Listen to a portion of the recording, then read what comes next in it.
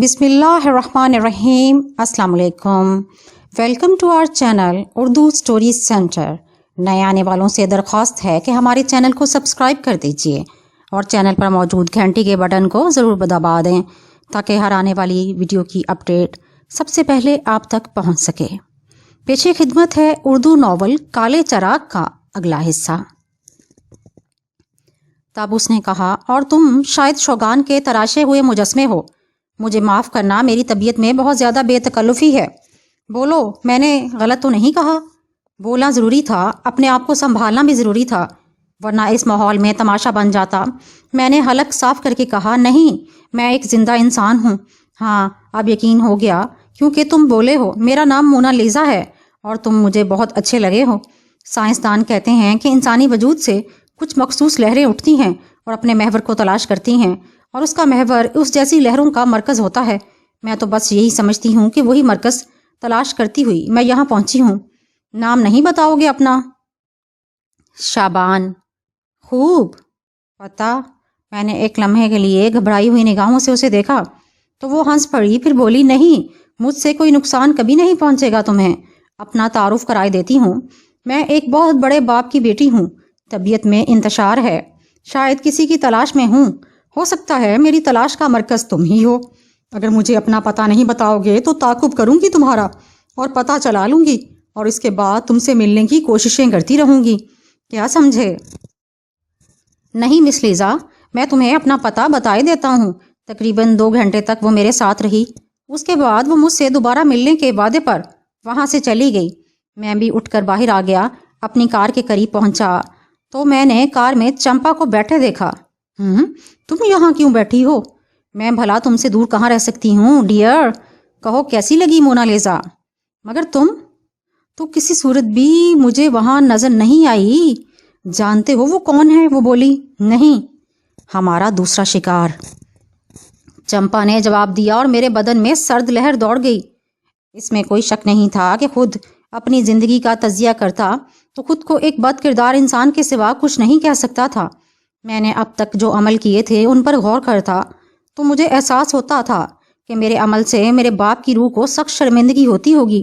کہاں وہ نیک دیندار انسان اور کہاں میں، حالانکہ میں بدی کے کسی خاص راستے پر سفر کرتا ہوا یہاں تک نہیں آیا تھا۔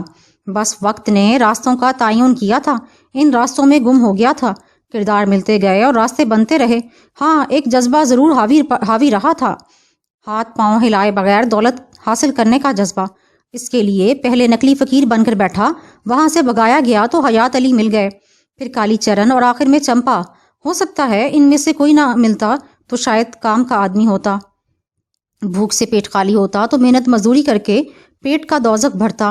ساری باتیں اپنی جگہ، لیکن چمپا نے انسانی زندگی لینے کا جو کھیل شروع کیا تھا وہ میرے لیے ناقابل قبول تھا۔ ہو سکتا ہے باپ کی نیکیوں کی زندگی نے یہ احساس دلایا ہو۔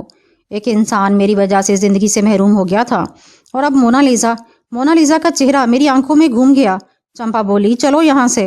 ایک پرسکون جگہ پہنچ کر ہم دونوں بیٹھ گئے تو میں نے چمپا سے کہا، چمپا، ایک بات بتاؤ۔ ہاں، پوچھو، وہ بڑے موڈ میں بولی۔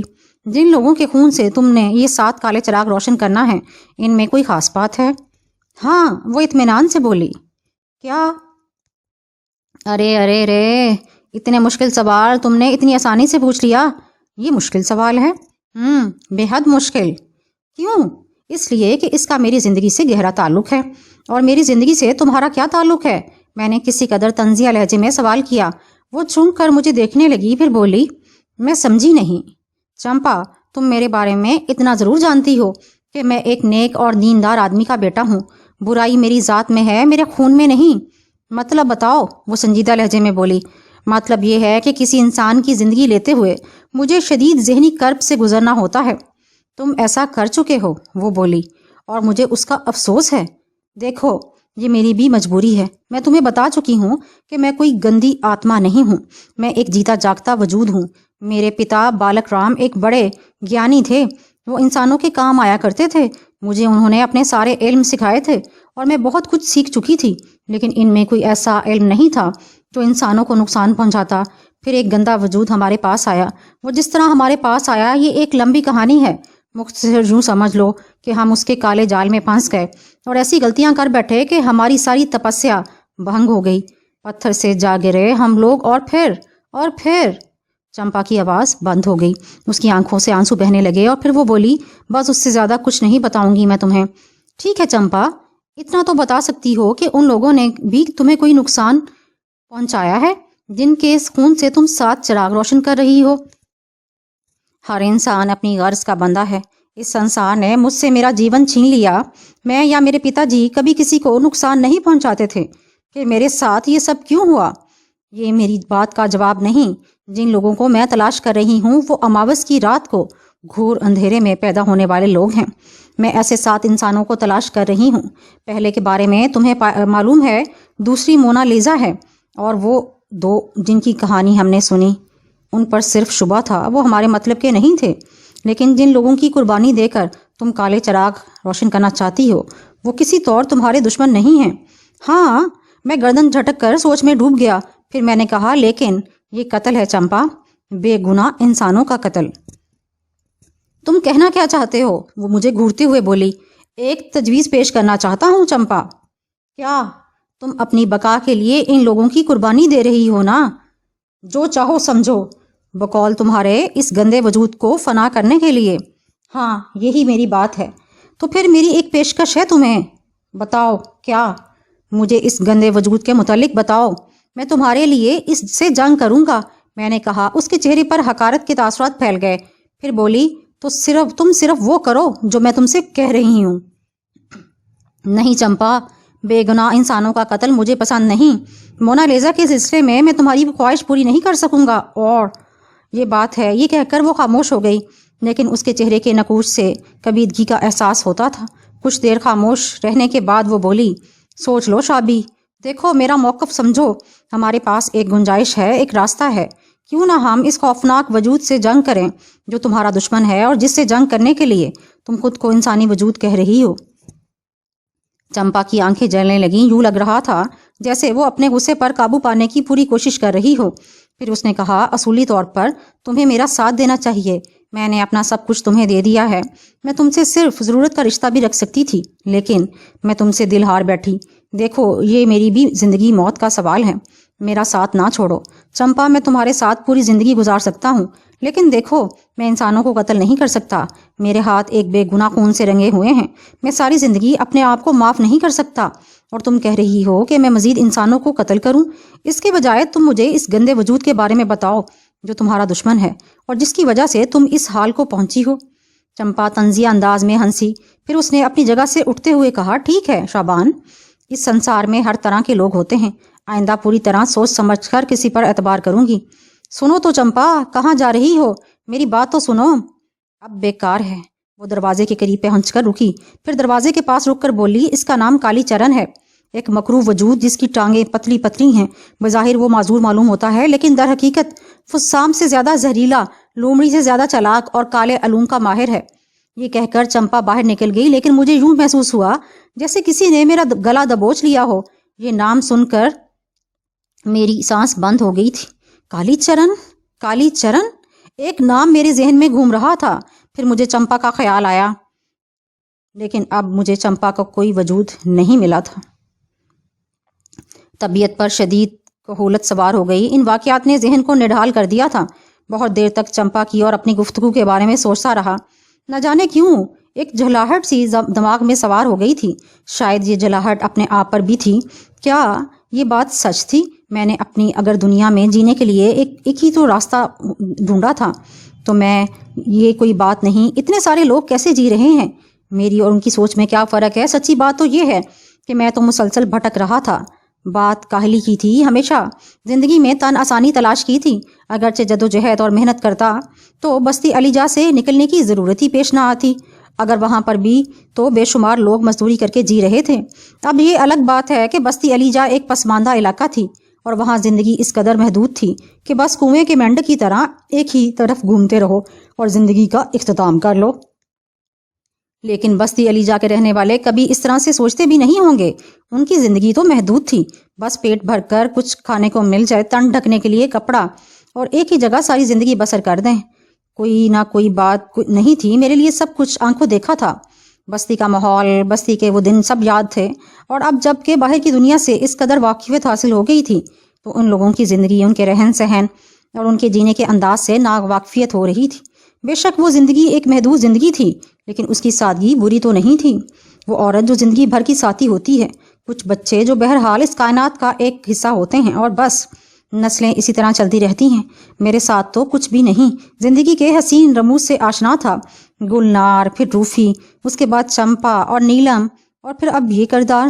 مگر نہیں، ان تینوں کی بات الگ ہے۔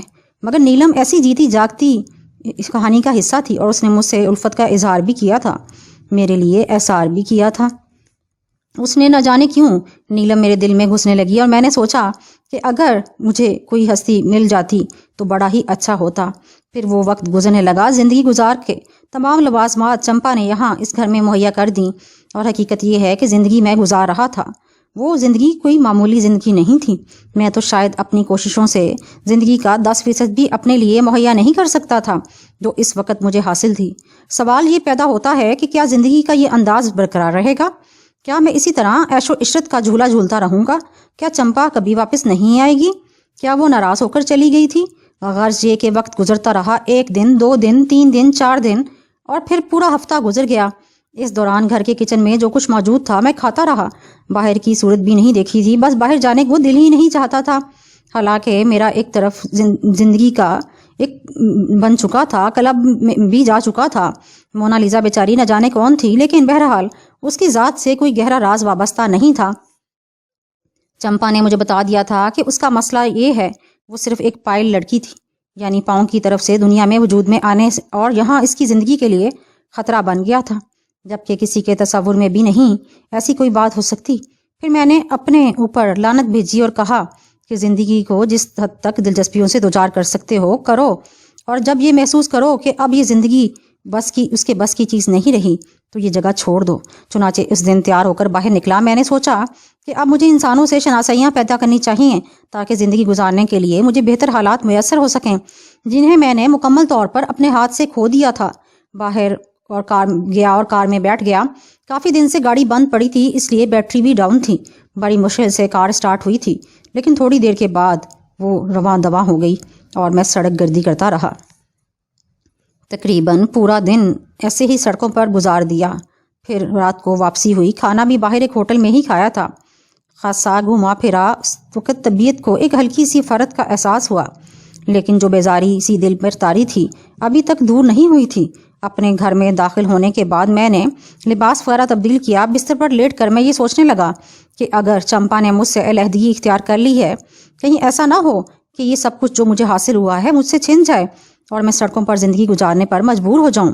ایسی صورت میں دل نے ایک بار پھر تجویز پیش کی، کیوں نہ واپس بستی علی جا چلا جاؤں، اس سادہ اور معصوم ماحول میں جا کر محنت مزدوری کروں اور وہیں کی کسی معصوم دیہاتی دوشیزہ سے شادی کر لوں۔ زندگی کے یہ رنگ دیکھ لیے، اب ایک بار پھر اسی رنگ میں واپس چلا جاؤں، کیا ہی پرلطف بات ہوگی۔ ایک اور خیال بھی دل میں آیا، اس سے پہلے کہ چمپا اپنی ان عنایات کو سمیٹ لے، کیوں نہ یہ ساری چیزیں فروخت کر کے اس کی رقم حاصل کر لوں اور یہ رقم لے کر بستی علی جا چلا جاؤں۔ اپنی سوچوں میں گم تھا کہ کال بیل سنائی دی اور میں چونک پڑا۔ ایک لمحے کے لیے دل میں خیال آیا کہ ممکن ہے چمپا واپس آ گئی ہو، ورنہ اس جگہ اور کون آ سکتا ہے۔ بالکل ہی غیر متوقع بات تھی۔ چمپا سے اب مجھے کوئی خاص رغبت نہیں رہی تھی، حالانکہ اس نے مجھ سے محبتوں کا اظہار بھی کیا تھا، اور یہ بات بھی مجھے اس کی زبانی پتہ چلی تھی کہ وہ اس دنیا کی کوئی جیتی جاگتی مخلوق ہے اور کسی مشکل کا شکار ہے۔ اگر ایسی بات ہے تو ظاہر ہے وہ بھی قابل توجہ تھی، لیکن جو حالات پیش آ چکے تھے اس کے بعد چمپا کے ساتھ وقت گزارنا انتہائی مشکل کام تھا۔ کال بیل دوسری اور تیسری بار بجی تو میں اپنی جگہ سے اٹھا اور دروازے پر پہنچ گیا۔ باہر اندھیرا چھایا ہوا تھا، لیکن دروازے پر مجھے 2 افراد نظر آئے۔ دونوں ہی بہت سمارٹ اور بڑے اچھے لباس میں ملبوس تھے۔ آگے والا شخص لمبے تڑنگے قد و قامت کا مالک تھا۔ اس کی آنکھوں میں ایک انتہائی تیز چمک تھی۔ مجھے دیکھ کر اس نے مسکراتے ہوئے کہا، ہیلو سر۔ ہیلو، جی فرمائیے۔ سر، آپ سے تھوڑا سا وقت لینا چاہتا ہوں۔ جی، کیا آپ مجھے بیٹھنے کی دعوت نہیں دیں گے؟ بس تھوڑی دیر کے لیے؟ ہاں جی، کیوں نہیں، تشریف لائیے، میں نے بادل نخواستہ کہا، اور وہ شخص پیچھے مڑ کر بولا، آؤ۔ پھر وہ دونوں اندر داخل ہو گیا اور انہیں ڈرائنگ روم تک لے گیا۔ ڈرائنگ روم کا دروازہ کھلا ہوا تھا. میں نے ان سے اندر چلنے کو کہا اور وہ دونوں میرے ساتھ اندر آ گئے. تشریف رکھیے. جی فرمائیے. سر، کسی شریف آدمی کے گھر میں اس طرح بغیر کسی پیشگی اطلاع کے داخل ہو جانا ایک غیر مناسب سی حرکت ہے، لیکن بدقسمتی سے ہمارا کام ہی ایسا ہے. آپ براہ کرم یہ میرا کارڈ دیکھ لیجئے، اس کے بعد آپ کو اطمینان ہو جائے گا. اس نے اپنی جیب سے ایک کارڈ نکال کر سامنے کیا. کارڈ میں وہ پولیس کی وردی میں نظر آ رہا تھا. میں نے کارڈ پر ایک سرسری نگاہ ڈالی اور اس دوران وہ کہنے لگا، میں نے سادہ لباس میں اس لیے آنا پسند کیا کہ کسی معزز آدمی کے گھر پولیس کے اس طرح داخلے کو شک و شبے سے دیکھا جاتا ہے. آپ سے مجھے کچھ معلومات درکار تھیں. جی فرمائیے. میں نے کسی قدر پریشانی سے کہا. پولیس کے اس طرح اپنے گھر آنے کا میں تصور بھی نہیں کر سکتا تھا. وہ کہنے لگا، میرا نام انسپیکٹر فرقان ہے. کیا آپ مجھ سے اپنا تعارف کروانا پسند کریں گے؟ شعبان ہے میرا نام. او اچھا. والد صاحب کا نام؟ رمضان. جی. تعلق کہاں سے ہے؟ جی میں دیہاتی ہوں. دیہاتی ہونا کوئی شرمندگی کی بات نہیں. آپ کے گاؤں کا نام کیا تھا؟ بستی علیجہ. کوئی چھوٹا سا گاؤں معلوم ہوتا ہے. جی ہاں. کون سے علاقے میں ہے؟ جی میں نے اس علاقے کے بارے میں تفصیلات بتائیں تو وہ بولا، آپ بستی علیجہ سے کب تشریف لائے؟ جی اب تو زمانہ گزر گیا. اس سے پہلے کہاں تھے آپ؟ بس یوں سمجھ لیجئے کہ والدین کے انتقال کے بعد بستی چھوڑ دی اور گھومتا پھرتا یہاں تک نکل آیا. میرا مطلب ہے یہاں آنے سے پہلے آپ کہاں تھے؟ میں نے بڑے اطمینان سے اس شہر کا نام لے دیا جہاں میں پہلے موجود تھا. جی بڑی خوشی ہوئی آپ کی زبان سے یہ تمام سچائیاں سن کر. محترم یہ مکان آپ کا ہے؟ جی. کتنے عرصے پہلے خریدا ہے آپ نے اسے؟ زیادہ عرصہ نہیں ہوا، لیکن ایک سوال کرنا چاہتا ہوں آفیسر. جی فرمائیے. یہ تفتیش کس سلسلے میں ہے؟ وہ میں آپ کو ذرا دیر سے بتاؤں گا، پہلے میں اپنا کام مکمل کر لوں. پولیس والے نے فرمایا. جی فرمائیے. میرا مطلب ہے کتنے عرصے پہلے خریدا آپ نے یہ مکان؟ اندازاً 3-4 مہینے ہو گئے ہیں. اس سے پہلے آپ اسی جگہ تھے جہاں کے بارے میں آپ نے بتایا؟ جی. وہاں آپ کیا کر رہے تھے؟ بس ایسے ہی آپ اپنے لیے ایک ایسی مناسب جگہ تلاش کر رہا تھا جہاں زندگی بسر کر سکوں. بستی تو چھوڑ ہی دی تھی. ذریعہ آمدنی کیا ہے آپ کا؟ تھوڑی سی زمینیں ہیں بستی علیجہ کے نواحات میں، انہی کی آمدنی آتی ہے. تھوڑی سی زمین کہہ رہے ہیں آپ، جبکہ یہ مکان ہی آپ کا بہت قیمتی ہے. جی ہاں. جو اثاثے وہاں فروخت کیے اس کی رقم میرے پاس موجود تھی، اس سے میں نے یہ مکان خرید لیا. لیکن آپ اپنا ایک قیمتی مکان اس شہر میں چھوڑ آئے ہیں جہاں سے آپ آئے ہیں. ہاں میں اسے بیچنے کے بارے میں غور کرتا رہا ہوں. میں نے جواب دیا. کیا اس شہر میں آپ کسی کے شناسا تھے؟ کوئی خاص نہیں. میرا خیال ہے کہ آپ حسنی صاحب کو جانتے ہیں جن کے گھر کے سامنے آپ کا مکان تھا. آپ ان کے پڑوسی تھے. میرے دل میں ایک دم خوف کے بادل گڑگڑائے. ایک عجیب سا احساس میرے دل و دماغ پر سوار ہو گیا. ایک پولیس آفیسر حسنی کا نام لے رہا ہے، لیکن بہرحال اس سے انکار کرنا ممکن نہیں تھا کیونکہ میں ساری تفصیل تو خود بتا چکا تھا. جی حسنی صاحب میرے پڑوسی تھے. حسنی صاحب کی ایک صاحبزادی نیلم بھی تھی. جی میں نے پھنسی آواز میں کہا. اور نیلم کا ایک منگیتر بھی تھا. ہاں. شاید حسنی صاحب نے ایک بار خود ہی ایک احمد نامی نوجوان سے میری ملاقات کرائی تھی اور بتایا تھا کہ یہ ان کی بیٹی کا منگیتر ہے. مس نیلم سے آپ کے کیسے تعلقات تھے؟ میرے کچھ تعلقات نہیں تھے، بس وہ حسنی صاحب کی صاحبزادی تھیں. میں ان کا اس حیثیت سے احترام کرتا تھا. خیر یہ بات کنفرم ہو گئی کہ آپ شعبان علی صاحب ہیں. اگر اجازت ہو تو میں ایک صاحب کو اندر طلب کروں. میں نے بے بسی سے شانے ہلا دیے. ظاہر ہے ایک پولیس آفیسر کے سامنے اور کیا کہہ سکتا تھا. پولیس آفیسر نے اپنے ساتھ موجود آدمی کو باہر بھیجا اور کچھ لمحوں کے بعد جو شخص اس کے پاس آیا اسے دیکھ کر میرے اعصاب آہستہ آہستہ میرا ساتھ چھوڑ گئے. میں نے حسنی صاحب کو صاف پہچان لیا تو حسنی صاحب نے نفرت بھری نگاہوں سے مجھے دیکھا اور بولے، یہی صاحب ہیں انسپیکٹر. کیا انہوں نے اپنے آپ کو شعبان علی تسلیم کر لیا ہے؟ حسنی صاحب میں شعبان ہی ہوں. تسلیم نہ کرنے کا کیا سوال ہے؟ میں نے خود کو سنبھال کر کہا. یہ قاتل ہے انسپیکٹر صاحب. اس نے اس بچے کو قتل کیا ہے، میں دعوے سے کہہ سکتا ہوں. حسنی صاحب نے غرائی ہوئی آواز میں کہا. قتل؟ میں نے؟ کس کا؟ کیا کہہ رہے ہیں آپ حسنی صاحب؟ میں نے کہا. اپنے آپ کو بہت زیادہ چلاک ظاہر کرنے کی کوشش مت کرو مسٹر شعبان. تم میرے ہٹ میں سمندر کے کنارے احمد کو قتل کیا ہے، میں یہ دعوے سے کہہ سکتا ہوں. بڑی عجیب بات کہہ رہے ہیں آپ. بہت سنگین الزام لگا رہے ہیں آپ مجھ پر. وہ گھر اپنا سب کچھ چھوڑ کر آپ وہاں سے کیوں بھاگ آئے؟ کیا میرا گھر وہاں کھلا پڑا ہوا ہے؟ کیا وہاں ڈاکوؤں کا بسیرا ہو چکا ہے؟ یہ آپ کیسے کہہ سکتے ہیں کہ میں اپنا گھر چھوڑ کر یہاں بھاگ آیا؟ بالکل بھاگ آئے ہو تم انسپیکٹر صاحب. اس سے اس کا ڈرائیونگ لائسنس طلب کریں۔ ڈرائیونگ لائسنس پر یہ نیلے رنگ کی شرٹ اور سفید رنگ کی ٹائی میں ملبوس ہے۔ میرا مطلب ہے اس پر جو اس کی تصویر لگی ہوئی ہے وہ ڈرائیونگ لائسنس ہٹ میں لاش کے پاس ملا تھا اور میں نے اسے اپنے قبضے میں کر لیا تھا۔ انسپکٹر صاحب، ایک بڑا گھناؤنا الزام لگایا جا رہا ہے، لیکن مجھے یہ احساس ہوتا ہے کہ حسنی صاحب کسی مشکل کا شکار ہیں۔ اب میں یہ نہیں جانتا کہ یہ مشکل کیا ہے اور کیوں مجھے مجرم ثابت کرنا چاہتے ہیں، جبکہ میرے دل میں تو ان کے لیے بڑا احترام ہے۔ میں اچانک وہاں سے چلا آیا۔ یہ میرا بالکل ذاتی معاملہ ہے اور میرا خیال ہے یہ کوئی معمولی بات نہیں جس سے مجھ پر قتل کا الزام ثابت کیا جا سکے۔ انسپکٹر صاحب، اگر ایسا ہے ڈرائیونگ لائسنس حسنی صاحب کے پاس موجود ہونا چاہیے تو کم از کم مجھے اسے ضرور دکھا دینا چاہیے تھا۔ تم نے چالاکی سے وہ ڈرائیونگ لائسنس میرے پاس سے اڑا لیا۔ کیا میرا قیام آپ کے گھر میں ہوا کرتا تھا؟ میں نے سوال کیا اور انسپکٹر صاحب مسکرائے بغیر نہیں رہ سکا۔ پھر وہ بولا، بڑی دلچسپ بات چیت ہو رہی ہے، لیکن مجھے جو احکامات ملے ہیں ان کے تحت میں آپ کو اپنے ساتھ لے جانے پر مجبور ہوں، لیکن براہ کرم کیا آپ اپنا ڈرائیونگ لائسنس دکھانا پسند کریں گے؟ میرے پاس ہے اور یہ ڈرائیونگ لائسنس اسی شہر کا بنا ہوا ہے، میں نے کہا اور اپنی جگہ سے اٹھ کر دروازے سے ڈرائیونگ لائسنس نکال لیا۔ دراز سے ڈرائیونگ لائسنس نکال لیا۔ میں اپنے آپ کو بڑے مضبوطی کے ساتھ ثابت قدم رکھ رہا تھا اور ان لوگوں کے سوالات کے جوابات دے رہا تھا، لیکن اندر سے ایک خوف مجھے چوس رہا تھا۔ یہ کیا ہو گیا؟ یہ کیسے ہو گیا؟ کیا یہ کارروائی چمپا کی طرف سے ہے؟ یہ تو بڑی خوفناک بات ہے۔ ڈرائیونگ لائسنس لے کر انسپکٹر نے اسے کھول کر دیکھا۔ بات یہاں بھی بڑی سنسنی خیز حیثیت اختیار کر گئی، یعنی اس ڈرائیونگ لائسنس میں لگی تصویر میں آپ نیلے رنگ کی شرٹ اور سفید ٹائی میں ملبوس ہیں، لیکن حسنی صاحب کا کہنا ہے کہ ڈرائیونگ لائسنس انہیں لاش کے پاس سے ملا تھا اور وہاں سے اچانک غائب ہو گئے۔ دونوں باتیں آدھا آدھا وزن رکھتی ہیں، لیکن خیر، آپ کو زحمت تو ہوگی، آپ میرے ساتھ تھانے چلیے۔ انسپکٹر صاحب، ایک بے بنیاد الزام پر ایک شریف آدمی کو اس طرح آپ گرفتار کیسے کر سکتے ہیں؟ آپ کے بارے میں FIR درج کی گئی ہے، اور جب FIR درج ہو جاتی ہے تو ہمیں بہرحال ملزم پر ہاتھ ڈالنا پڑتا ہے۔ اب باقی صورتحال کا اندازہ تو بعد میں ہی ہوگا، لیکن آپ چلیے، آپ کا مقدمہ عدالت میں چلایا جائے گا۔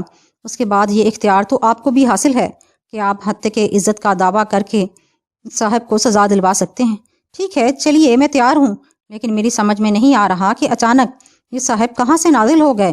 حسنی صاحب کا کہنا ہے کہ ایک بازار میں انہوں نے آپ کو دیکھا۔ بڑی احتیاط سے آپ کا کئی گھنٹے تک تعاقب کیا گیا۔ اس کے بعد آپ کے گھر کا اندازہ لگانے کے بعد یہ پولیس کے ذریعے یہاں تک پہنچے۔ برائے کرم تیار ہو جائیے، اس گھر میں آپ کے علاوہ اور کوئی نہیں رہتا؟ نہیں، میں نے جواب دیا۔ بہرحال لرزتے دل کے ساتھ میں پولیس کی جیپ میں بیٹھ گیا۔ انسپکٹر چہرے سے بڑا سخت گیر لگتا تھا، لیکن اب تک اس نے میرے ساتھ اچھا رویہ رکھا تھا۔ البتہ میری اپنی کیفیت درست نہیں تھی۔ تھوڑی دیر کے بعد ہم نے ایک عمارت میں داخل ہو گئے اور انسپکٹر مجھے اپنے آفس میں لے گیا۔ اس نے مجھے ایک طرف بیٹھنے کا اشارہ کرتے ہوئے کہا، شبان صاحب، آپ شریف آدمی معلوم ہوتے ہیں، براہ کرم تمام باتیں پوری طرح بتانے میں ہمیں بتا دیجئے۔ FIR میں جو رپورٹ درج کرائی گئی ہے وہ یہی ہے کہ آپ نے حسنی صاحب کے گھر کے سامنے ایک مکان حاصل کیا۔ اس میں آپ تنہا قیام پذیر تھے۔ حسنی صاحب کے خاندان سے آپ کا تعارف ہوا، ان کی صاحبزادی نیلم سے آپ کی ملاقاتیں کرنے لگے، آپ احمد صاحب سے بھی آپ کی ملاقات ہوئی، اور آخرکار آپ نے احمد صاحب کو قتل کر دیا۔ اس قتل کی وجہ نامعلوم ہے، لیکن ہٹ میں احمد صاحب کی لاش کے پاس آپ کا ڈرائیونگ لائسنس ملا، اور یہ ڈرائیونگ لائسنس حسنی صاحب کے پاس سے غائب ہو گیا، اور اس کے فوراً بعد آپ اپنا مکان اس طرح بند کر کے وہاں سے چلے آئے، اور آپ کا کوئی پتہ نہیں چل سکا۔ بعد میں حسنی صاحب نے آپ کو کہیں دیکھا۔ میرا خیال ہے یہ تمام باتیں ہمارے درمیان ہو چکی ہیں انسپکٹر صاحب، اور اب اس سلسلے کو مزید دہرانے کی کوئی ضرورت نہیں۔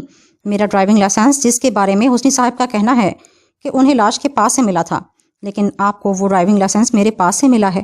اس کے بعد بھی اگر اس بات میں کوئی سچ کی گنجائش رہ جاتی ہے تو آپ براہ کرم خود فیصلہ کر لیں۔ ہمیں تفتیش کرنا ہوگی، اور اس دوران تفتیش آپ کو لاک اپ میں رہنا پڑے گا۔ اگر یہ قانون ہے تو میں کیا کہہ سکتا ہوں، لیکن ایک بات آپ بھی ذہن نشین کر لیجئے انسپکٹر صاحب، بغیر کسی ثبوت کے گرفتار کرنا اور لاک اپ میں ڈالنا آپ کے لیے انتہائی نقصان کا باعث ہو سکتا ہے۔ ہمیں ایسے نقصانات سے اکثر گزرنا پڑتا ہے جناب، انسپکٹر نے کہا، اور اس کے بعد وہ 2 کانسٹیبلوں کو بلا کر مجھے لاک اپ میں پہنچا دینے کی ہدایت کی۔ میں نہیں سمجھ سکتا تھا کہ انسپکٹر اب اس کے بعد کیا کرے گا، لیکن لاک اپ میں بیٹھ کر میں بہت دہشت زدہ ہو گیا تھا۔ میرا تو اس کائنات میں کوئی پرسانے حال نہیں تھا، لیکن کوئی ضمانت تک نہیں کرا سکتا تھا میری۔ یہ سب کچھ بڑی سنسنی خیز نوعیت کا حامل تھا، اور اس سلسلے میں نے سوچنا کہ چمپا نے ناراض ہونے کے بعد یہ سب کچھ کیا ہے، ایک حماقت کی بات تھی۔ بہرحال وہ قتل تو میرے ہاتھوں ہوا تھا، اگر میں اصلی کہانی سناؤں تو کون یقین کرے گا؟ لیکن بہرحال ساری باتیں اپنی جگہ تھیں۔ اس وقت کی صورتحال بڑی سنسنی خیز تھی۔ میں لاک اپ کے کھردرے فرش پر سوتا جاگتا رہا۔ صبح ہو گئی، سوچ کے دروازے اپنے آپ پر بند کرنے پڑے تھے۔ یہی چیز تھوڑی دیر تک سکون دے سکتی تھی، ورنہ اس بے سکونی کے علاوہ اور کچھ باقی نہیں رہا تھا۔ بہرحال صبح کو مجھے چائے اور سلائس دیے گئے۔ میں نے سنتری سے کہا کہ انسپکٹر صاحب سے میری بات کرائی جائے۔ سنتری نے بتایا کہ انسپکٹر صاحب تفتیش پر گئے ہوئے ہیں۔ پھر کوئی 12:30 بجے کے قریب مجھے لاک اپ سے نکال کر انسپکٹر کے کمرے میں پہنچایا گیا۔ یہاں ایک ایس پی صاحب اور 2 ماتحتوں کے ساتھ موجود تھے۔ انسپکٹر ایک گوشے میں کھڑا ہوا تھا۔ حسنی صاحب کے ساتھ ایک نئی شکل بھی نظر آ رہی تھی۔ عمر رسیدہ آدمی تھا اور میں نے انہیں پہچان لیا تھا۔ یہ احمد کے والد تھے۔ وہ غضبناک انداز میں کھڑے ہو گئے۔ اس مردود کو، اس کتے کو موت کی سزا دیجیے ایس پی صاحب، ٹکڑے کر دیجیے اس کے۔ میں اسے جان سے مار دوں گا۔ اس نے میرے گھر کا چراغ بجھایا ہے۔ آپ تھوڑی سی تسلی رکھیے جناب، آپ بے فکر رہیں، ہم نے اچھوں کی زبان کھلوائی ہے۔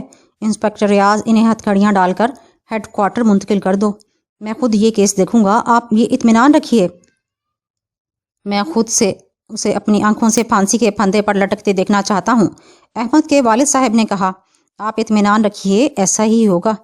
ایس پی کچھ خاص طور سے پرجوش نظر آ رہے تھے۔ ادھر حسنی صاحب بھی میرے مخالف تھے۔ ایس پی صاحب نے مجھے گھورتے ہوئے کہا، بہت چالاک بنتا ہے بھائی، سب سے پہلے تیرے ماضی کے بارے میں تفتیش کرنا پڑے گی۔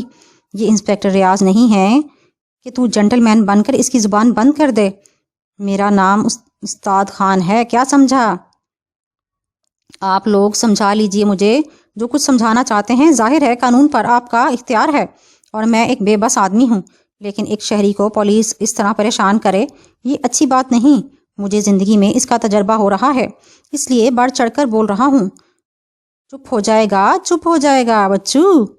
چلو دیکھ کیا رہے ہو، ہتھکڑی ڈالو اسے اور لے جا کر گاڑی میں بٹھاؤ، اے ایس پی صاحب ستار خان نے کہا، اور 2 کانسٹیبلوں نے آگے بڑھ کر مجھے ہتھکڑی لگا دی۔ اس کے بعد میرے ساتھ جو سلوک کیا جا رہا تھا وہ خاصا خراب تھا۔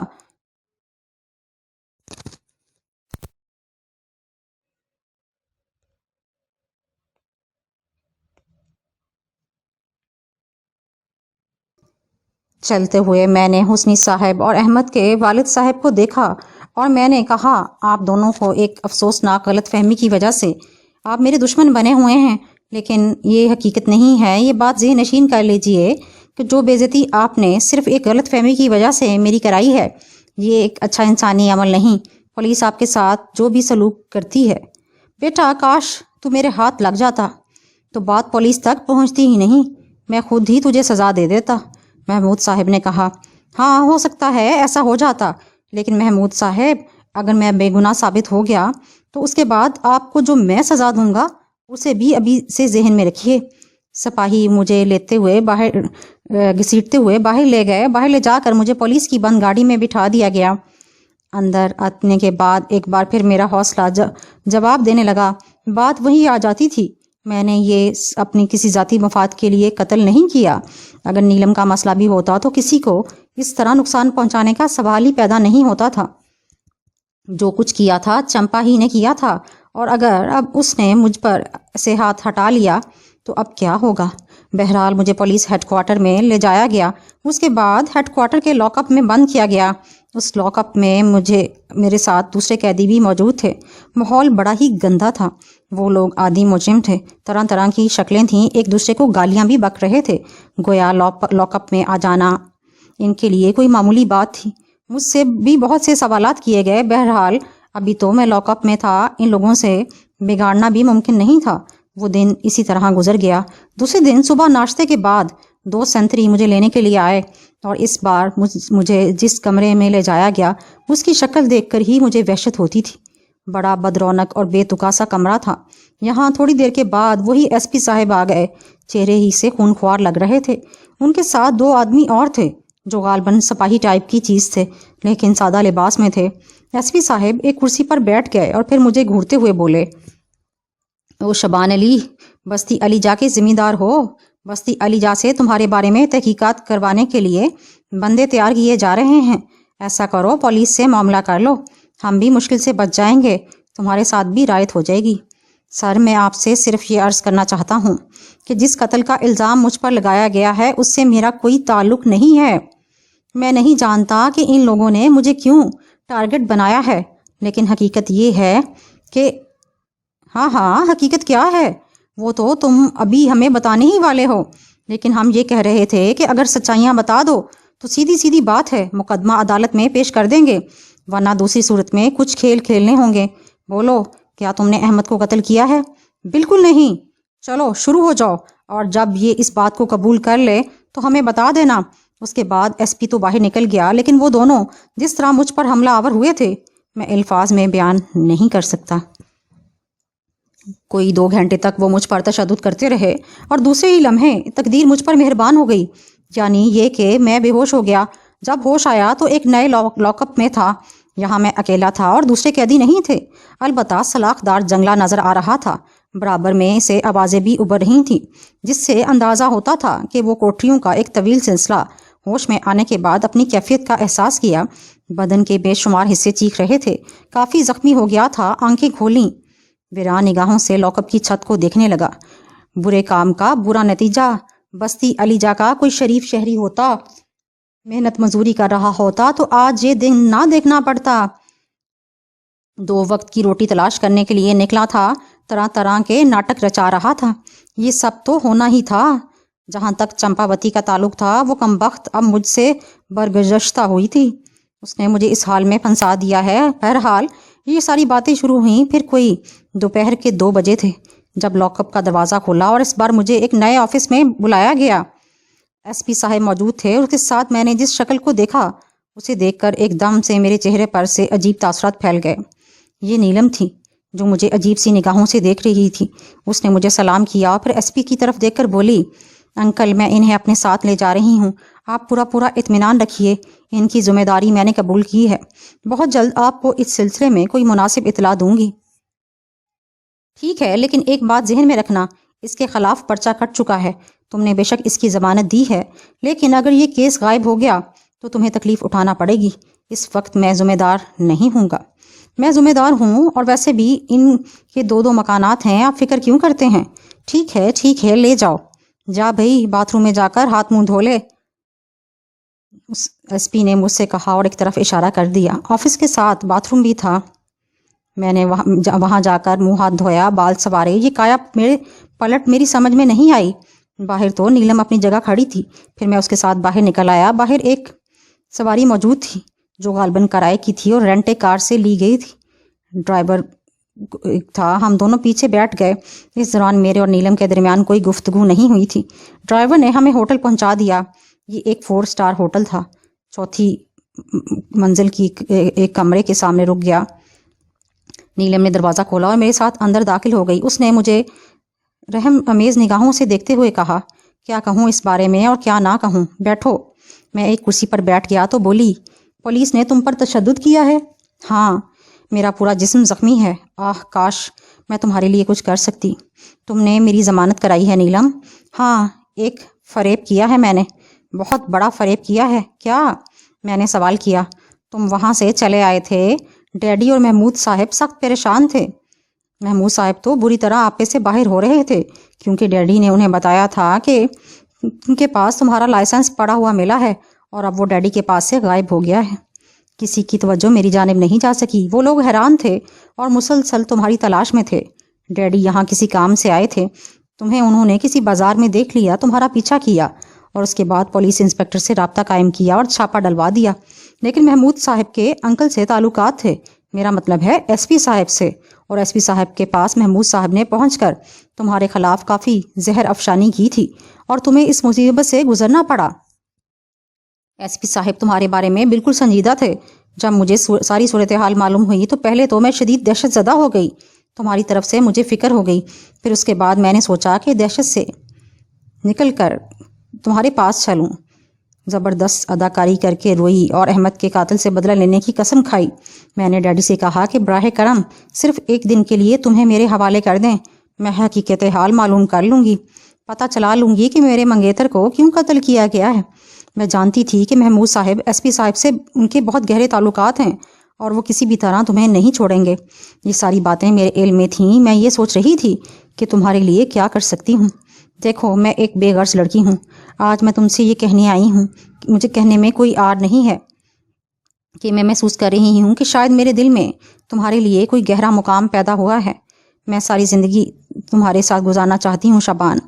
میں یہ نہیں کہوں گی کہ تم میری زندگی میں شامل ہو جاؤ، میری صرف دعائیں ہی تمہارے ساتھ ہو سکتی ہیں، کیونکہ تم جس جال میں پھنس گئے ہو اس سے آسانی سے نہیں نکل سکتے، سوائے اس کے کہ تمہیں فرار کرا دیا جائے۔ ہماری کوئی ضمانت نہیں ہوئی ہے کیونکہ تم پر قتل کا الزام ہے، اور قتل کے ملزم کی اتنی آسانی سے ضمانت نہیں ہو سکتی۔ یہ تو صرف ایک ڈبل چال ہے میری۔ میں تمہیں یہاں اپنے ساتھ لے آئی ہوں ان لوگوں کو یہ یقین دلا کر کہ میں تم سے احمد کے قتل کا راز معلوم کر لوں گی۔ اسی لیے ان لوگوں نے میری مدد بھی کی ہے، لیکن در حقیقت میں ان کے چنگل سے تمہیں نکالنا چاہتی ہوں۔ پولیس کی ایک گاڑی ہمارے ساتھ یہاں تک آئی ہے اور اس وقت بھی یقینی طور پر پولیس کے کچھ افراد آس پاس موجود ہوں گے۔ میں ان لوگوں کو کوئی نہ کوئی چکر دیتی ہوں۔ تم یہاں سے نکل جاؤ اور جتنی دور ہو سکے چلتے جاؤ، اسی میں تمہاری بچت ہے، ورنہ یہ لوگ تمہیں پھانسی کے پھندے تک پہنچائے بغیر نہیں چھوڑیں گے۔ میرا سارا وجود لرز گیا۔ پہلی بار میرے دل میں پھانسی کے پھندے کا خیال آیا۔ ویسے تو بہت سی بار تصویروں میں، فلموں وغیرہ میں پھانسی کے مناظر دیکھ چکا تھا، اخبارات میں اس کے بارے میں پڑھ چکا تھا، لیکن کبھی اپنی گردن میں سرسراہٹ محسوس نہیں کی تھی۔ آج یہ سرسراہٹ میرے اپنے حلق کے گرد تنگ ہو رہی تھی۔ مجھے اپنا دم گھٹتا ہوا محسوس ہو رہا تھا۔ میں نے کہا، لیکن ان لوگوں کو ثبوت کہاں سے ملیں گے؟ ڈیڈی کو تمہارا لائسنس ملا تھا، یہ بات تو تمہارے علم میں ہے۔ انہیں یہ یقین ہے کہ احمد کو تم نے قتل کیا ہے، باقی کام یہ لوگ خود کر لیں گے، ثبوت ایس پی صاحب مہیا کریں گے۔ تم خود اقرار کر لو گے کہ تم نے قتل کیا ہے۔ پولیس کے طریقہ کار کے بارے میں تمہیں کچھ نہیں معلوم، بس اسی میں بچت ہے کہ تم یہاں سے نکل جاؤ۔ کبھی تقدیر نے ساتھ دیا تو میں تمہیں دوبارہ ملوں گی، کیا سمجھے؟ اپنی حفاظت کرنا۔ میں ممنون نگاہوں سے اسے دیکھنے لگا۔ کیسی عجیب بات تھی، وہ بے لوث میری مدد کر رہی تھی، میں بھلا اسے اس بات کا کیا صلہ دے سکوں گا؟ پھر میں نے مدھم لہجے میں کہا، لیکن میں یہاں سے باہر کیسے جا سکتا ہوں؟ خوش قسمتی سے ہوٹل کے عقبی حصے میں راہداری ہے، ایک چوڑا سا بارڈر، اور میرا کمرہ اس راہداری کے آخری سرے پر ہے۔ عقب میں ایک کھڑکی ہے جس میں شیشہ نکال کر تم پچھلی راہداری میں اتر سکتے ہو۔ 4 ہی قدم کے فاصلے پر تمہیں ایک چھوٹی سی دیوار چڑھ کر اوپر پہنچنا ہے اور پھر عقبی زینے سے نیچے اتر جاؤ۔ اس کے بعد اپنی حفاظت کرنا تمہاری ذمہ داری ہے۔ خیال رکھنا، اگر دوبارہ ان کے چنگل میں پھنسے تو شاید میں تمہیں ان کے چنگل سے نہ نکال سکوں، لیکن نیلم تم، ہاں وہ میں تمہیں بتاتی ہوں، یا پھر میں خود اپنے ہاتھ سے کر لوں گی۔ میں جانتی ہوں تم ایسا نہیں کر سکو گے۔ کیا؟ میں اپنے سر میں ایک چوٹ لگائے لیتی ہوں، زخمی ہو کر نیچے پڑ جاؤں گی۔ دروازہ کھولے دیتی ہوں، کوئی نہ کوئی اندر آ کر یہ دیکھ لے گا کہ میں زخمی ہوں۔ میں یہی کہہ دوں گی کہ تم نے کسی ڈیکوریشن پیس سے میرے سر پر ضرب لگائی ہے اور یہاں سے نکل گئے ہو۔ ایک بار پھر میں نے ممنون نگاہوں سے نیلم کو دیکھا۔ نیلم کی آنکھوں میں آنسوؤں کی نمی تھی۔ میں نے آگے بڑھ کر اس کے بازو پر ہاتھ رکھا اور کہا، نیلم، کاش زندگی مجھے کبھی تمہارا یہ احسان اتارنے کا موقع دے۔ ایک بات کہوں شوبان؟ وعدہ کرو گے؟ ہاں کہو۔ دیکھو، میری وجہ سے تمہیں نئی زندگی مل رہی ہے، اس نئی زندگی کو حفاظت سے کسی منزل تک لے جاؤ۔ اگر دوبارہ کوئی موقع ملے تو یہ زندگی مجھے دینا۔ میں بے غرض نہیں ہوں، صلہ چاہتی ہوں تم سے، اپنی کاوشوں کا، کیونکہ میں تم سے محبت کرنے لگی ہوں۔ بولو، آؤ گے میرے پاس؟ میں ایک لمحے تک کچھ سوچتا رہا، پھر میں نے آگے بڑھ کر نیلم کے بازو پر ہاتھ رکھتے ہوئے کہا، یہ حقیقت ہے نیلم کہ میں نے زندگی میں کبھی اچھے کام نہیں کیے، اور یہ بھی حقیقت ہے کہ آج سے پہلے میرے دل میں تمہارے لیے کبھی یہ مقام پیدا نہیں ہوا۔ لیکن اب میں تم سے کھل کر کہہ رہا ہوں نیلم کہ اگر زندگی میں کبھی کسی کو زندگی بھر کا ساتھی بنایا تو وہ تم ہی ہوگی۔ ہاں، اگر وقت نے مجھے موقع دیا، بس اتنا کافی ہے، تم جاؤ، باقی کام میں خود کر لوں گی۔ میں نے ایک نگاہ نیلم پر ڈالی اور پھر اس کھڑکی کی جانب متوجہ ہو گیا جس کا شیشہ نکالنے میں مجھے کوئی دقت نہیں ہوئی تھی۔ کچھ ہی لمحوں کے بعد میں کھڑکی سے باہر تھا۔ در حقیقت اب یہ احساس ہو رہا تھا کہ زندہ رہنا کتنا مشکل ہے۔ تجربات پر بات ہو رہے تھے اور ہوٹل سے نکل آیا تھا اور اب اپنے آپ کو بے سہارا پا رہا تھا۔ اس سے نکلنے کے بعد کافی دور تک میں پیدل سفر کرتا رہا۔ یہ اندازہ لگاتا جا رہا تھا کہ نگرانی کرنے والے کہیں میرے پیچھے تو نہیں آ رہے، لیکن خدا کا شکر تھا کہ وہ کس قدر ذہین لوگ تھے۔ البتہ لڑکی تھی، البتہ یہ احساس دل میں ضرور پیدا ہو گیا تھا کہ بہت جلد بم پھٹے گا اور میری تلاش شروع ہو جائے گی۔ ظاہر ہے مجھ پر قتل کا الزام تھا، اور اگر نیلم چالاکی سے کام نہ لیتی تو بھلا پولیس والے مجھے ایک لمحے کو چھوڑنے کو تیار ہوتے۔ نیلم کے لیے دل میں بہت زیادہ احترام تھا، پہلے بھی اس نے میری مدد کی تھی۔ حالانکہ اگر یہ بات میں کسی کو بتاتا تو میرا مذاق ہی اڑایا جاتا کہ میں نے ایک پراسرار شخصیت کے لیے احمد کو قتل کر دیا، اور اس قتل میں میرا کوئی ہاتھ نہیں، بلکہ میں کسی کے زیر اثر رہ کر اس جرم کا مرتکب ہوا ہوں۔ بہرحال اس وقت بھی نیلم نے میری مدد کی تھی، اور ایک بار پھر اس نے خود کو پریشانی میں ڈال کر مجھے رہائی دلوائی تھی، ورنہ پھانسی کا پھندا تو میرے گردن کے گرد تن چکا تھا۔ اب زندگی بچانے کی کوشش میرے اپنے ہاتھ میں تھی۔ دفعتاً ایک خیال دل میں آیا، جس طرح بھی ممکن ہو سکے فوری طور پر کچھ رقم حاصل کر لوں۔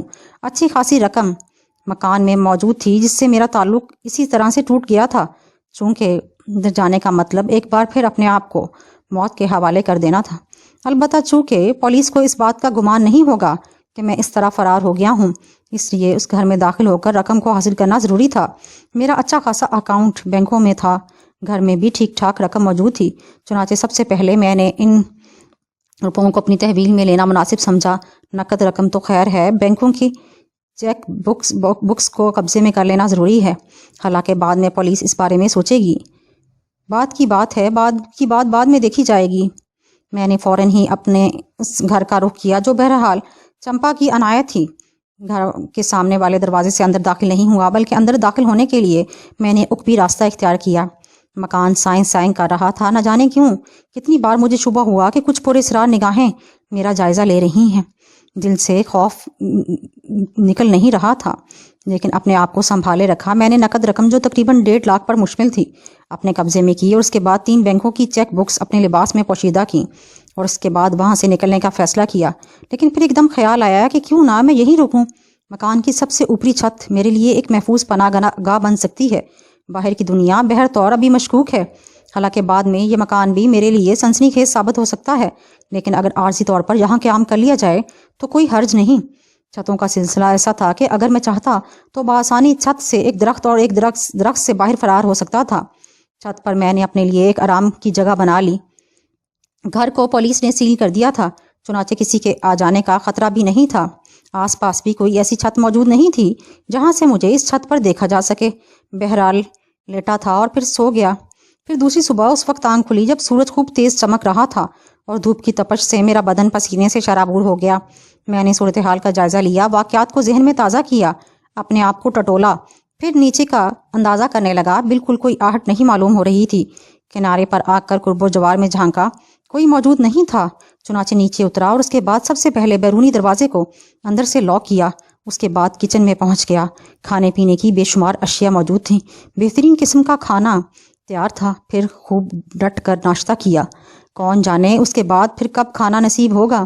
میں ان تمام کاموں سے فراغت حاصل کرنے کے بعد ایک بار پھر اوپری منزل آ گیا۔ یہیں پر سے چھت پر جانے کا راستہ تھا۔ احتیاط بہرحال لازمی چیز ہوتی ہے۔ اوپر آتے ہوئے میں نے بیرونی دروازے کو اندر سے کھول دیا، تاکہ اگر کوئی آنے کی کوشش کرے تو اسے کوئی شبہ نہ ہو سکے۔ پورا دن وہیں گزرا۔ عارضی طور پر اس سے اچھی آرام گاہ اور کوئی نہیں ہو سکتی تھی، لیکن پھر اسی رات تقریباً 8 بجے کے قریب دروازے پر آہٹیں ہوئیں۔ میں نے برق رفتاری سے اپنے آپ کو سنبھال کر چھت کا رخ کیا۔ اس کے بعد میں نے نہایت احتیاط سے نیچے کا جائزہ لیا۔ دروازہ کھول کر آنے والے پولیس کے افراد ہی تھے۔ ایک آفیسر سپاہیوں کو ہدایت دے رہا تھا کہ عمارت کی تلاشی لیں، اور سپاہی چاروں طرف پھیل گئے۔ میں ایک لمحے احتیاط برت رہا تھا، اور میں نے اوپر کی چھت کا دروازہ اندر سے بند کر لیا تھا، تاکہ اگر کوئی ذہین آدمی اوپر کا رخ بھی کر لے تو مجھے فرار ہونے کا وقت مل جائے۔ اس کے ساتھ ہی میرے کان نیچے کی آوازیں سننے کی کوشش کر رہے تھے۔ یہ آواز میرے کانوں میں صاف آ رہی تھی۔ ٹھیک ہے، کم از کم اپنا اطمینان تو کر لیا جائے۔ حالانکہ کوئی بھی بیوقوف آدمی ایسی جگہوں کا رخ نہیں کرے گا جہاں کے بارے میں شبہ کیا جا سکے۔ بھلا اس کا کیا سوال کہ وہ اس مکان میں واپس آئے گا؟ نہیں مسٹر رفیق، وہ اس مکان میں آیا ہے۔ سیف کھلا ہوا ہے اور بینکوں کی چیک بکس سب غائب ہیں۔ اس کے علاوہ کچن میں جو برتن موجود ہیں، یہاں وہ پہلے موجود نہیں تھے۔ اس کا مطلب ہے کہ اس نے یہاں کھایا پیا بھی ہے۔ तब तो यकीनन वो यहाँ आकर यहाँ से निकल गया। यहाँ रुकने का तो खैर सवाल ही पैदा नहीं होता। हैरत की बात यह है कि यहाँ ड्यूटी क्यों नहीं लगाई गई? भाई वो लॉकअप में था, फिर ड्यूटी किस लिए लगाई जाती? बाहर से सिर्फ लॉक कर दिया गया था और मोहर लगा दी गई थी, लेकिन मोहर तो टूटी हुई नहीं मिली। इसका घर है, किसी और तरफ से अंदर आ सकता है। तलाशी लेने वालों ने छत का रुख नहीं किया था। कुछ देर के बाद वो सब एक एक करके बाहर निकल गए। पुलिस जीप बाहर खड़ी हुई थी। उसके बाद मैंने 2 कांस्टेबलों को वहाँ तैनात देखा। बाकी पुलिस के अफराद वापस चले गए थे। मैंने सोचा कि छत तो अभी महफूज है, लेकिन सुबह होने से पहले यहाँ से निकल जाना ज़रूरी है। हद से ज़्यादा दलेरी नुकसानदेह हो सकती है। फिर बकिया रात सोते जागते गुजारी थी और मैं बहुत सी सोचों में डूबा रहा। एक मफरूर कातिल की हैसियत से जगह जगह फिरते रहना जिंदगी की सबसे बड़ी हमाकत होगी। बेहतर यह है कि कोई ऐसा गोशा अपना लिया जाए जहां थोड़ा सा पुरसकून वक्त गुजारा जा सके। सुबह होने से पहले मैंने दरख्त के जरिए वो छत छोड़ दी और उसके बाद वहां से चल पड़ा। सबसे पहले मैंने एक अखबार खरीदा और एक पार्क में जा बैठा। मेरी तवक्को के मुताबिक मेरे बारे में खबर मौजूद थी और मेरी तस्वीर भी छपी हुई थी। खबर में पिछले दिन की खबरों का हवाला था, जिसके तहत एक मफरूर कातिल लॉकअप से फरार हो गया था और उसने पुलिस के 2 अफराद जख्मी कर दिए थे। मेरी तस्वीर के साथ ये दिलचस्प खबर लगी थी जो मेरे लिए हैरत का बायस थी। ना तो मैंने पुलिस के अफराद को जख्मी किया था और ना लॉकअप से फरार हुआ था, बल्कि चंद लम्हों में मुझे अंदाज़ा हो गया था कि ये पुलिस की घड़ी हुई कहानी है। जो हमाकत वो कर बैठे हैं उसे उन्होंने एक दूसरी ही कहानी का रंग दे दिया है। लेकिन बहरहाल उन्होंने कुछ भी किया हो, मेरे लिए ये सूरत हाल खासी संगीन थी। अखबारात में खबर शाया हो जाने का मतलब ये था कि अब माहौल मेरे लिए बेहद मखदूश हो गया है। सबसे पहले तो ये शहर छोड़ देना बहुत मुनासिब होगा और इसके लिए मैंने रेलवे स्टेशन का रुख ही किया था। एक ट्रेन के फर्स्ट क्लास कंपार्टमेंट में दाखिल होकर मैंने कुछ देर के लिए अपने आप को महफूज समझ लिया था। ट्रेन चंद ही लम्हों बाद चलने लगी थी। कहीं दूर से आई थी और कहीं दूर जा रही थी। ये फर्स्ट क्लास कंपार्टमेंट तकरीबन बिल्कुल खाली था। सिर्फ 2-3 अफराद नजर आ रहे थे। मैंने एक दूर की जगह मुंतखब की। यहाँ तक आने के बाद मैंने ये सोचा था कि छुपते छुपाते सफ़र करूँगा। हालांकि मेरे पास अच्छी खासी रकम मौजूद थी, लेकिन ज़रा सा डर था कहीं टिकट कलेक्टर मेरा चेहरा ना पहचान ले। लेकिन बहरतौर ख़तरा मोल लेना था। मैं सिमटा सुकड़ा बैठा था। इन मुसाफिरों से मैंने दूर की जगह मुंतखब की थी जो इस कंपार्टमेंट में मौजूद थे। थोड़ी देर के बाद ट्रेन चल पड़ी। मुझ पर एक अजीब सी कैफियत तारी थी। दिल में बहुत से ख्यालात आ रहे थे, ख़ास तौर से नीलम, जिसके लिए शायद मेरे दिल में अब मोहब्बत पैदा हो चुकी थी। आह काश अगर ज़िंदगी सुकून का मौका दे तो नीलम जैसी हस्ती को ज़िंदगी का साथी बनाया जा सके। क्या ही खुशगवार ज़िंदगी हो मेरी। एक हसरत सी दिल में पैदा हुई। कुछ लम्हों के बाद मैंने कंपार्टमेंट के दूसरे दरवाजे से एक शख्स को अंदर दाखिल होते हुए देखा और दूसरे लम्हे मेरी आंखें शिद्दत हैरत से फटी की फटी रह गईं। उसे देखकर जहां मेरी आंखें हैरत से फैलीं, वहीं वो भी शिद्दत हैरत से खड़े का खड़ा रह गया। कुछ लम्हात हम दोनों एक दूसरे की शक्ल देखते रहे। फिर वो मुस्कुरा कर मेरे पास आया और मेरे करीब बैठ गया। जितना हैरान मैं हूँ उतने ही तुम भी होगे, उसने कहा, जो इसकी आवाज़ में मेरी आवाज़ से भी मुशाबत रखती थी। हाँ, मैं ये सोच रहा हूँ कि मेरे एक के 2 कैसे हो गए। दोस्त, खुश नसीब हो तुम कि ज़िंदगी के गहरे गहरे सांस ले रहे हो जो तुम्हारी रूह को मुअत्तर कर रहे हैं। मैं तुम्हारी तरह खुश नसीब नहीं हूँ। जिसके लहजे में एक उदासी पैदा हो गई और मैं बददस्तूर हैरान निगाहों से उसे देखता रहा। उसकी गर्दन झुकी हुई थी और चेहरे से अफसरदगी टपक रही थी। अचानक ही वो मेरी तरफ देखकर बोला, और क्या तुम इस मुशाबत को, इस तरह मुलाकात को इत्तेफाक समझते हो? मैं उसके अल्फाज समझने की कोशिश करने लगा और जब मेरी समझ में उसके अल्फाज ना आए तो मैंने कहा, मतलब? मैं समझा नहीं। दोस्त, अगर मैं तुमसे कहूँ कि मुझे उस बात का इल्म था कि तुम इस वक्त इस ट्रेन में सफ़र कर रहे हो तो तुम्हें हैरत तो होगी। मेरे जिस्म में एक सर्द सी लहर दौड़ गई। मैं जिस कैफियत का शिकार था उसमें तो मेरे राज को राज रहना ही मेरी ज़िंदगी की ज़मानत थी। मैंने कहा, जो कुछ कहना चाहते हो साफ साफ कहो। नहीं, तुम्हारे चेहरे के नकूश बताते हैं कि तुम अपने माजी से किसी खौफ का शिकार हो। मुझे तुम्हारे माजी और तुम्हारे माजी के खौफ से कोई सरोकार नहीं। मैं तो खुद अपनी मुश्किल का शिकार हूँ और मैं इस मुश्किल में तुम्हारी मदद चाहता हूँ। मुझे हंसी आने लगी। मैं इस वक्त जिन हालात से गुजर रहा था, मैं तो खुद किसी की मदद का तालिब था। जो उलझन, जो परेशानी मेरी ज़िंदगी से चिपक गई थी, उसे अपने आप से दूर करना इंतहाई मुश्किल काम था। वो जैसे मेरे ख्यालात को पढ़ रहा था। नहीं दोस्त, जब किसी की मदद की जाती है तो खुद उसके लिए पहले अपने दिल में गुदास पैदा किया जाता है। میں تم سے اپنا ایک کام لینا چاہتا ہوں اور بدلے میں تمہارے لیے تحفظ کے کچھ لمحات مہیا کرنا چاہتا ہوں۔ اگر تم میرے کام پر آمادہ ہو جاؤ تو میں تمہارے تحفظ کا وعدہ کرتا ہوں۔ ہزار آنکھیں بھی تمہارے ارد گرد بکھر جائیں تو تمہیں اس نگاہ سے نہیں دیکھ سکتی جو تمہارے لیے پریشان کن ہے، لیکن تمہیں ایک ایسی حقیقت کو منکشف کرنا ہوگا جس کی تفصیل ابھی تک سیغہ راز میں ہے۔ میں تمہاری باتیں سمجھنا چاہتا ہوں۔ تمہیں ایک مختصر سی کہانی سننا پڑے گی، لیکن اس وقت جب تم یہ وعدہ کر لو کہ تم میرے کام آنے کے لیے تیار ہو۔ میں نے ایک لمحے کے لیے کچھ سوچا، ان الفاظ پر غور کیا۔ اس کی شخصیت کا سب سے پراسرار پہلو تو یہی تھا کہ وہ ہو میرا ہم شکل تھا، اور اس کے بعد اس کی باتیں وہ یہ کہنا چاہتا تھا کہ وہ اس دنیا میں زندہ نہیں، یعنی کوئی ایسی روح جو مجھ سے کام لینا چاہتی ہے۔ اپنے آپ پر شدید ہنسی آنے لگی۔ پتہ نہیں وہ کون سا دن تھا جب میں اپنی ماں کے شکم سے نمودار ہوا۔ غالباً اس دن روحیں اپنا عالمی دن منا رہی تھیں اور میں ان کی زد میں آ گیا۔ اب تک تو زندہ ہوں، میں تو یہی سب کچھ ہوتا چلا گیا، خود حماقتیں کیں اور دوسروں کی حماقتوں کا شکار ہوتا رہا۔ اب ایک بار پھر ایسی شخصیت سے واسطہ پڑ رہا تھا۔ بہرحال ذہنی طور پر میں نے اپنے آپ کو اس کے لیے آمادہ کر لیا۔ جو الفاظ اس نے کہے تھے وہ تو میرے لیے بڑے ہی حوصلہ افزا تھے۔ اگر ایسا ہو جائے تو بڑی آسانی ہو جائے گی، اور کچھ صحیح نہ صحیح کم از کم عارضی طور پر تو تھوڑا سا سہارا مل جائے گا۔ ان تمام سوچوں میں ڈوبا ہوا میں صورتحال کا تجزیہ کرتا رہا۔ وہ امید بھری نگاہوں سے مجھے دیکھتا رہا تو میں نے کہا، ٹھیک ہے، تم مجھے یہ بتاؤ کہ مجھے کیا کرنا ہوگا۔ شکریہ میرے دوست، وہ غمزدہ لہجے میں بولا۔ پھر اس نے مجھے ایک انتہائی عجیب و غریب کہانی سنائی، ایسی کہانی جسے سن کر میں اپنی مشکل بھول گیا۔ اس نے کہا، اور یوں سمجھ لو کہ ان حقیقتوں کو منکشف کرنا میری زندگی کا اہم پہلو ہے۔ وہ نہ جانے میری روح کو کون کون سے ویرانوں میں بھٹکتی پھرے گی۔ تمہارا مطلب ہے کہ مجھے رام نگر جانا ہوگا؟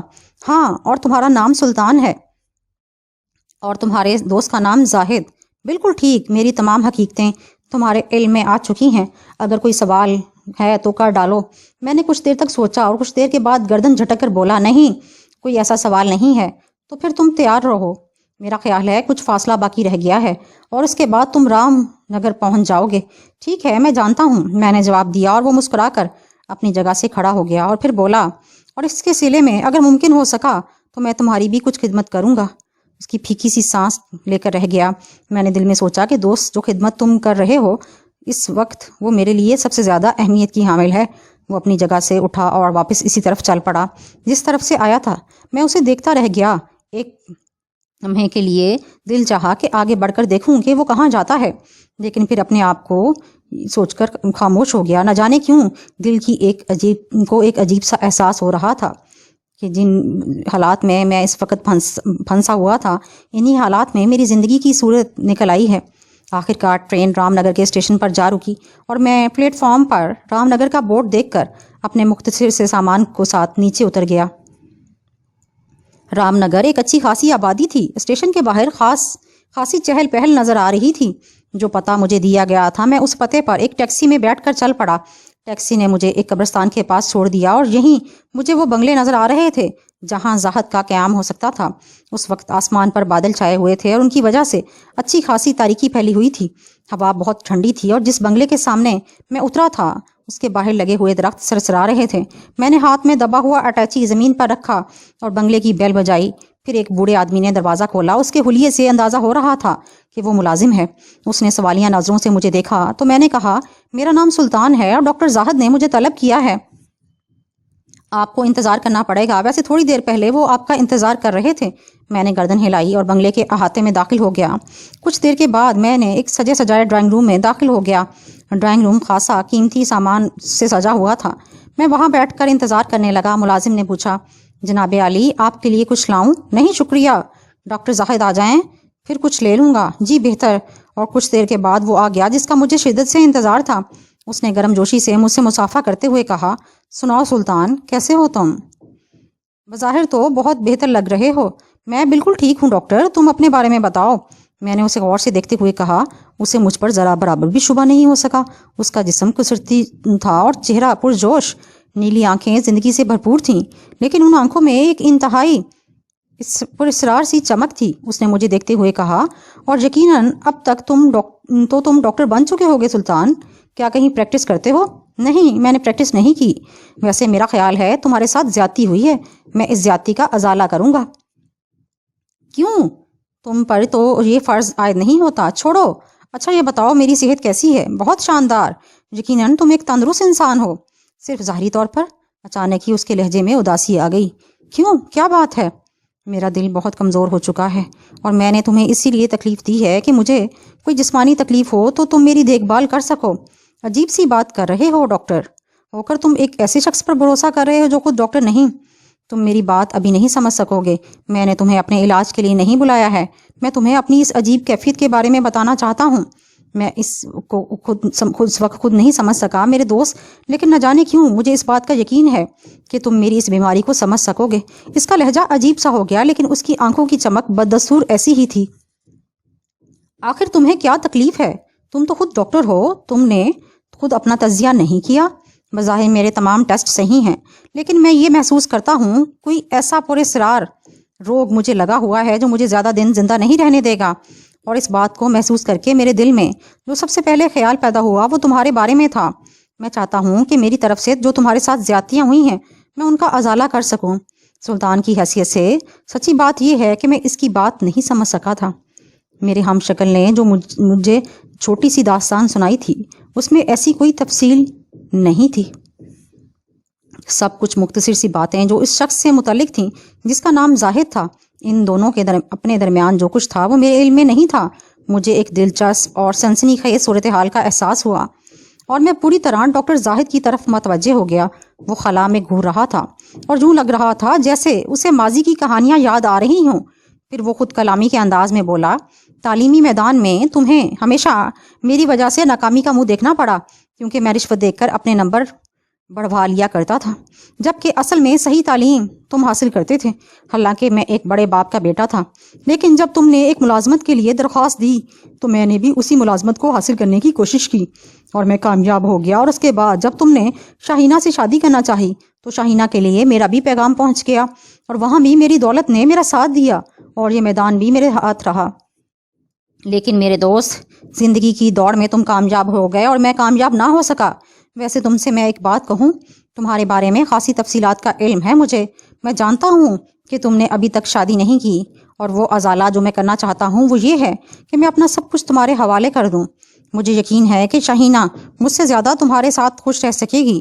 میں نے یہ محسوس کیا ہے کہ وہ ابھی تک تمہیں نہیں بھولی۔ کیا؟ میرا منہ حیرت سے کھل گیا۔ ہاں، اس کے لیے میں تمہارے آنے سے پہلے اپنی وصیت نامہ تیار کر چکا ہوں۔ ٹھہرو، میں تمہیں دکھاتا ہوں۔ وہ اپنی جگہ سے اٹھا، پھر اس نے ایک کاغذ میرے پاس لا رکھا۔ میں ان تمام باتوں کو سن کر کس قدر حیران سا ہو گیا۔ مجھے نہیں معلوم تھا کہ میرے ہم شکل نے میرے لیے کون سا جال تیار کیا ہے، مگر میں نے وہ کاغذ کھول کر دیکھا۔ ٹائپ شدہ تحریر تھی، اس پر لکھا تھا، میں ڈاکٹر زاہد بہوش و حواس اپنی تمام جائیداد کا وارث اپنے دوست ڈاکٹر سلطان اور اپنی بیوی شاہینہ کو قرار دیتا ہوں، لیکن اس شرط پر کہ میری موت کے بعد وہ دونوں شادی کر لیں۔ اگر انہیں میری یہ شرط منظور نہ ہو تو میری یہ ساری جائیداد رفاہی اداروں اور یتیم خانوں میں تقسیم کر دی جائے۔ میں کسی بھی وقت موت کے منہ میں جا سکتا ہوں۔ چونکہ میری حالت بہتر نہیں ہے، یہ وصیت نامہ ہر لحاظ سے مکمل اور اس میں کوئی شک نہ کیا جائے۔ اس وصیت نامے کی تحریر کے آخر میں ایک تحریر تھی جو ہاتھ سے لکھی ہوئی تھی۔ تحریر یوں تھی کہ میں اپنے دوست ڈاکٹر خان سے یہ درخواست کرتا ہوں کہ مرنے کے بعد مجھے فوراً دفن نہ کیا جائے، بلکہ زیر زمین تہ خانے میں ایک بڑی الماری موجود ہے، اس میں خاص قسم کے کپڑے رکھے ہوئے ہیں، وہیں پر ایک تابوت بھی موجود ہے۔ میری موت کے بعد مجھے یہ کپڑے پہنا کر اس تابوت میں رکھا جائے، اسی سے میری روح کو سکون ملے گا۔ میرا دوست سلطان میری اس بات پر ضرور عمل کرے گا، مجھے اس کا یقین ہے۔ میں نے یہ وصیت نامہ پڑھ کر اس زاہد کی طرف دیکھا، وہ انتہائی پراسرار انداز میں مسکرا رہا تھا۔ میں نے بھی اس سے دیکھا اور کہا، کیا یہ سب کچھ ایک دلچسپ مذاق نہیں؟ نہیں، تم یقین کرو، ایسی کوئی بات نہیں۔ تمہاری بیوی کہاں ہے؟ کیا وہ تمہاری اس بیماری سے پریشان نہیں ہے؟ نہیں، اس نے پرسکون لہجے میں کہا۔ کیا مطلب؟ اس بیچاری کو تو ابھی تک میری اس بیماری کے بارے میں معلوم ہی نہیں۔ میں جانتا ہوں اسے مجھ سے بہت محبت ہے، اگر اسے پتہ چل گیا تو وہ خود بیمار پڑ جائے گی، لیکن میں اس سے درخواست کرتا ہوں کہ میری موت کے بعد اسے خوش رکھنا۔ میں نے خاموشی سے اسے دیکھا اور ایک عجیب و غریب کیفیت تھی، لیکن بہرحال ان دلچسپ حالات نے مجھے کم از کم کچھ عرصے کے لیے میرے ماضی سے دور کر دیا تھا، اور میں اس خوف سے کو اپنے دل میں محسوس نہیں کر رہا تھا جس کا میں مستقل شکار ہو رہا تھا۔ بہرحال اس کے بعد مجھے اپنی اس عمارت کے بارے میں تفصیلات بتاتا رہا اور میں ان تفصیلات کو نوٹ کرتا رہا۔ پھر وہ اچانک جیسے کسی خواب سے چونک پڑا اور اس نے میری طرف دیکھ کر مسکراتے ہوئے کہا، تم بھی کیا سوچ رہے ہوگے کہ مصیبتیں اس طرح گلے پڑ جاتی ہیں، لیکن میرے دوست یہ بات میں اچھی طرح جانتا ہوں کہ زمانہ طالب علمی میں جب ہم تینوں یونیورسٹی میں پڑھتے تھے تو تم شہینہ کو کتنا چاہتے تھے، اور وہ بھی شاید تمہاری طرف متوجہ تھی، لیکن بعد میں میری کوششوں نے اسے تم سے دور کر دیا۔ آج اگر وہ تمہارے قریب آ رہی ہے تو میں خود تمہیں اس کے حصول کی پیشکش کر رہا ہوں، تو مجھے یقین ہے کہ تم اس سے نہیں کتراؤ گے۔ کبھی کبھی زندگی ایسے دلچسپ کھیل بھی کھیلتی ہے۔ وہ پھیکے سے انداز میں مسکرایا اور بولا، ہے نا خود غرضی کی بات، انسان بڑا خود غرض ہوتا ہے۔ تمہارے آتے ہی میں تمہیں اپنی رام کہانی سنانے بیٹھ گیا، یہ تک نہیں سوچا کہ تم ایک طویل سفر سے تھک گئے ہوگے۔